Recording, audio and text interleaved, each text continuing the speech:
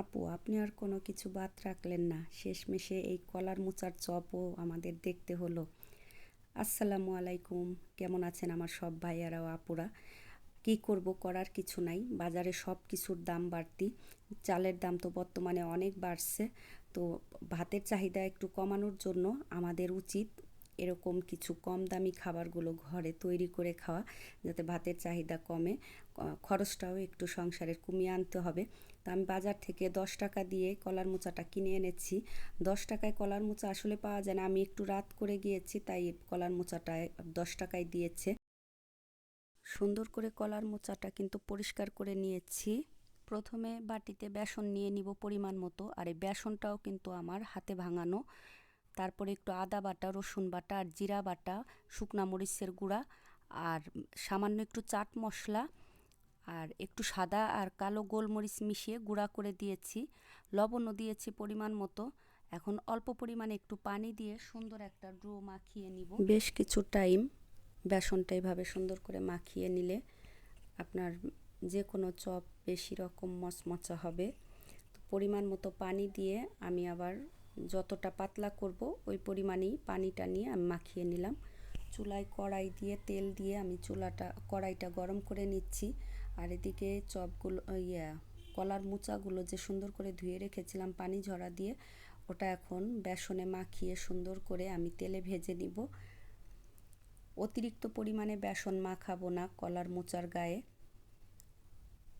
সুন্দর করে ভেজে নিচ্ছি কিন্তু। তো সবাই এভাবে আপনারা বিকেলের নাস্তায় মুড়ির সাথে বা ভাতের সাথেও আপনারা কিন্তু এই কলার মোচার চপ খেতে পারবেন। চপটা কিন্তু অবশ্যই বিচি কলার মোচাটা দিয়ে ভাজতে হবে, কারণ বিচি কলার মোচা তিতা লাগে না, অন্য সমস্ত কলার মোচাই কিন্তু একটু তিতা তিতা লাগে।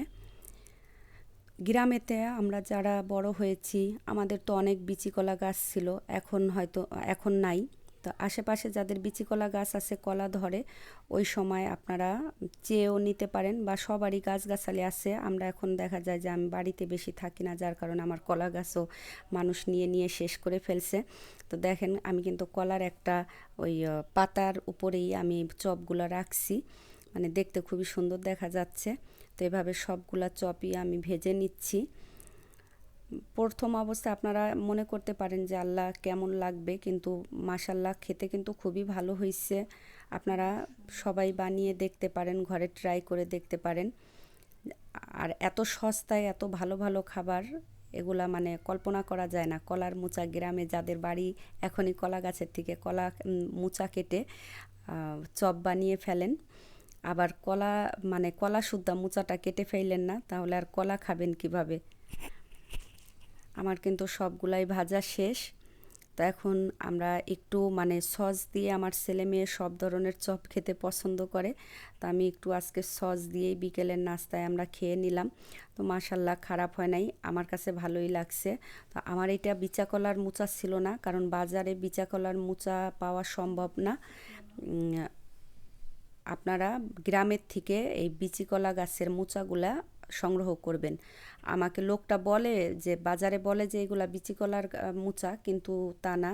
এটা খেতে একটু সামান্য তিতকুরে তিতকুরে লাগছিল। আর কলার মোচার সবসময় যে লাল পাতাগুলো দেখলেই বোঝা যায় এটা কোন গাছের। আমার লাগে এটা সাগর গাছের কলার মোচা, যার কারণে একটু তিতা লাগছিল। তো সবাই ভালো থাকবেন, বিকেলের নাস্তা খান। আল্লাহ হাফেজ।